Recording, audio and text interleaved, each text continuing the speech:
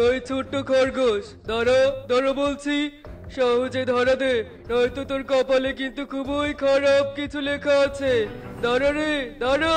বাঁচাও, বাঁচাও, কেউ আমাকে বাঁচাও, বাঘের হাত থেকে আমাকে কেউ বাঁচাও, বাঁচাও, সাহায্য করো, আমাকে সাহায্য করো। ধরো রে বজ্জাত, ধরো, আজ তোর হাড় গোড় সব চিবিয়ে খাবোই বললাম। ছোট্ট খরগোশ তার প্রাণ বাঁচানোর জন্য ছুটতে ছুটতে বনের গভীরে একটা পেঁপে গাছের সামনে চলে আসে। সাহায্য করো, আমাকে কেউ সাহায্য করো, বাঘের হাত থেকে বাঁচতে সাহায্য করো। খরগোশের এমন অসহায় চিৎকার শুনে পেঁপে গাছটা কথা বলে ওঠে। ছোট্ট খরগোশ, চিন্তা করো না, আমি তোমাকে সাহায্য করব। তুমি তো একটা গাছ, তুমি আমাকে কিভাবে সাহায্য করবে? এই তো, এইভাবে। এবার তুমি নিরাপদ। তখনই ওখানে বাঘ চলে আসে আর এদিক ওদিক তাকিয়ে গর্জন তুলে বলতে থাকে, কোথায় গেল আমার ক্ষুধা বাড়িয়ে দিয়ে? কোথায় হারিয়ে গেল ওই খরগোশ? কোথায় তুই? বেরিয়ে আয় বলছি, বেরিয়ে আয়। লুকিয়ে থেকে কোনো লাভ নেই, তোকে তো আমি খুঁজে বের করবই। বাঘ চলে গিয়েছে, দাঁড়াও, আমি তোমাকে আগের মতো স্বাভাবিক করে দিচ্ছি। তোমাকে অনেক ধন্যবাদ পেঁপে গাছ, তবে তুমি একটা সাধারণ গাছ হয়ে এমন জাদু করতে পারলে? ছোট বন্ধু, আমি কোনো সাধারণ গাছ নই, আমি জাদুই পেঁপে গাছ। আমার জাদু শক্তি দিয়ে আমি অসহায় দুঃখীদের সাহায্য করি। তার মানে তুমি সাহায্যকারী পেঁপে গাছ, তাই তো? হ্যাঁ বন্ধু, তাই। আমি তোমার এই ঋণ কোনোদিনও বলবো না। এবার আমি আসি বন্ধু, বাড়িতে আমার ছোট ছোট ছানারা অপেক্ষা করছে।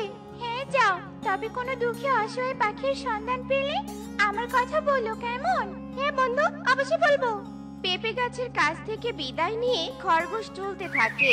এই বিধাতা, তুমি কেন আমার মতো এত গরিবকে সবসময় বিপদে ফেলো? এখন আমি কি করব? কি করে আমার মেয়ের চিকিৎসা করাবো? আমার কাছে যে কোনো টাকা নেই। সাহায্য করো বিধাতা, আমাকে সাহায্য করো।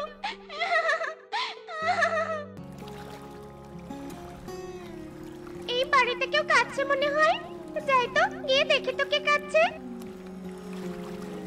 কি ব্যাপার ময়ূরী দিদি, এভাবে কাঁদছো কেন? কি হয়েছে তোমার? খরগোশ, এই দেখো, আমার লক্ষ্মী ফুটফুটে মেয়েটা অসুস্থ হয়ে পড়ে আছে, অথচ টাকার অভাবে আমার কলেজের টুকরা চিকিৎসা করতে পারছে না। অনেকবার ইগলের কাছে সাহায্য চেয়েছি, কিন্তু সে আমাকে সাহায্য করেনি। কেঁদো না দিদি, শান্ত হও, তোমার মেয়েকে সুস্থ করার সমাধান আমার কাছে আছে। শোনো, এই বনের গভীরে একটা পেঁপে গাছ আছে, ওই পেঁপে গাছে তোমাকে সাহায্য করবে। তুমি সত্যি বলছো তো? আমাকে সাহায্য করবে পেঁপে গাছ? হ্যাঁ, অবশ্যই সাহায্য করবে। তাই আর দেরি না করে এক্ষুনি যাও। ময়ূরী খরগোশের কথা মতো বনের গভীরের দিকে পেঁপে গাছের উদ্দেশ্যে উঠতে থাকে। কিছুক্ষণের মধ্যেই ময়ূরী পেঁপে গাছের কাছে চলে আসে আর পেঁপে গাছকে তার মেয়ের অসুস্থতার কথা খুলে বলে। সব শুনে পেঁপে গাছ ময়ূরীকে জাদু করে একটা থলে দেয়। এই থলেতে স্বর্ণমুদ্রা আছে, এই স্বর্ণমুদ্রাগুলোর সাহায্যে তুমি তোমার মেয়ের চিকিৎসা করাতে পারবে। সাহায্যকারী পেঁপে গাছ, তোমাকে অনেক ধন্যবাদ। এবার আমি আসি তবে। ঠিক আছে, তবে তোমার মেয়ে সুস্থ হলে আমার কাছে নিয়ে এসো, আমি ওকে দেখতে চাই। অবশ্যই নিয়ে আসবো। বলেই ময়ূরী সেখান থেকে পেঁপে গাছের দেয়া থলেটা নিয়ে বাড়িতে চলে আসে। এভাবেই কিছুদিন কেটে যায়। একদিন ময়ূরী আর তার মেয়ে পেঁপে গাছের সাথে দেখা করে ফিরছিল। তখন ময়ূরীর মেয়ে মৌটুসী কিছুটা দূরে টুনিকে দেখতে পায়।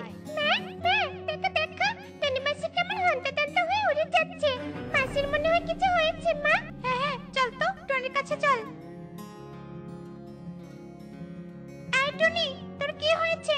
এমন আসতে লাগছে কেন তোকে? দিদি, আমার মেয়েকে স্কুল থেকে তাড়িয়ে দিয়েছে। সে কি, স্কুল থেকে তাড়িয়ে দিয়েছে? কেন, টুকি কোনো দুষ্টুমি করেছে নাকি? না দিদি, ও কোনো দুষ্টুমি করেনি, বরং আমি ওর স্কুলের ফি দিতে পারিনি জন্য তাড়িয়ে দিয়েছে। আমার মেয়েটার মনে হয় আর পড়াশোনা করা হবে না দিদি। ওর মৃত বাবার স্বপ্নটা পূরণ করতে পারবে না, ও কিছুতেই পারবে না। শান্ত হ, আমি কি বলি মনোযোগ দিয়ে শোন। হ্যাঁ দিদি, বলো। শোন, বনের গভীরে একটা সাহায্যকারী পেঁপে গাছ আছে, ওই পেঁপে গাছ খুবই ভালো, সবাইকে সাহায্য করে। তুই এক্ষুনি একবার পেঁপে গাছের কাছে যা, ওখানে গেলে তোর সমস্যার সমাধান হবে। তুমি যখন বলছো তাহলে আমি এক্ষুনি যাচ্ছি।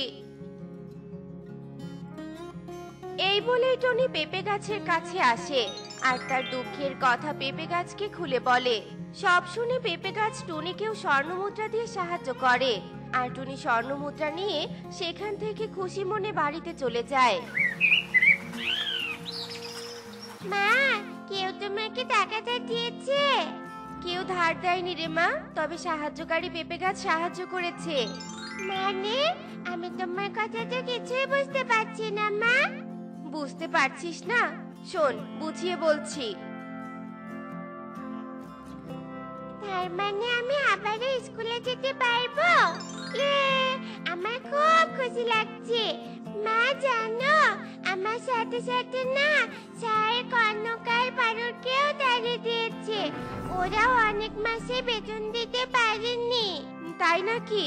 তাহলে আর দেরি করে লাভ নেই। আমি এক্ষুনি গিয়ে ওদেরকে সাহায্যকারী পেঁপে গাছের কথা বলে আসি। তুই বাড়িতে থাক। ঠিক আছে মা। মোড়ল মশাই, আমাদের বনে আপনি একমাত্র ধনী। দয়া করে আপনি আমাকে কিছু টাকা ধার দিন, নয়তো যে আমার ছেলেটার লেখাপড়া বন্ধ হয়ে যাবে। বলেছি না তোকে আমি কোনো টাকা ধার দিতে পারবো না। যা এখান থেকে।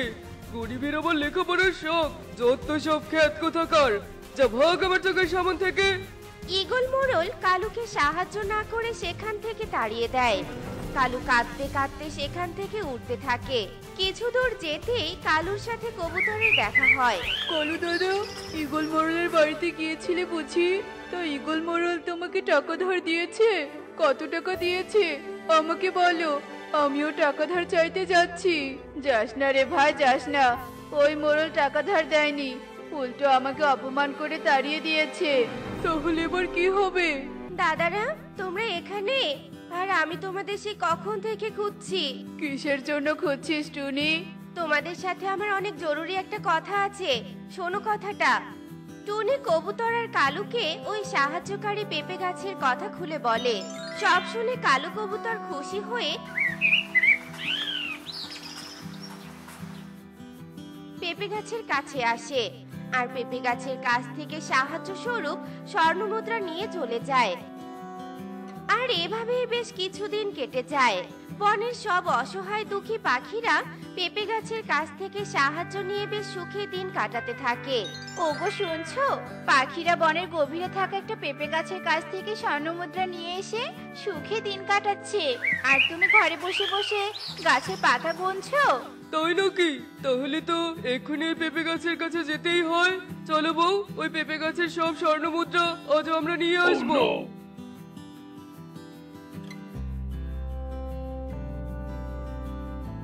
এই বলে ঈগল আর ঈগলি পেঁপে গাছের সামনে চলে আসে।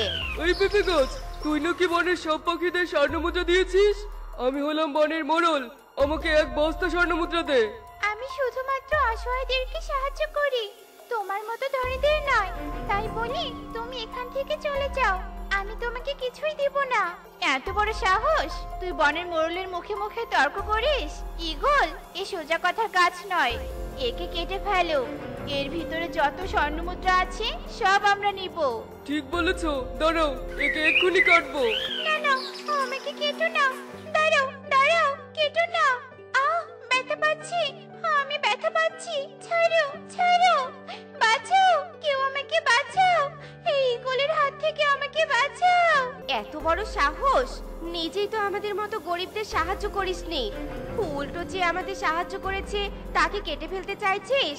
দাঁড়া, লোভী অত্যাচারী অহংকারী, তোকে দেখাচ্ছি মজা। ওগো, পাখিরা সবাই খেপেছে, লোভ দূরে রেখে বাঁচতে চাইলে চলো পালাই।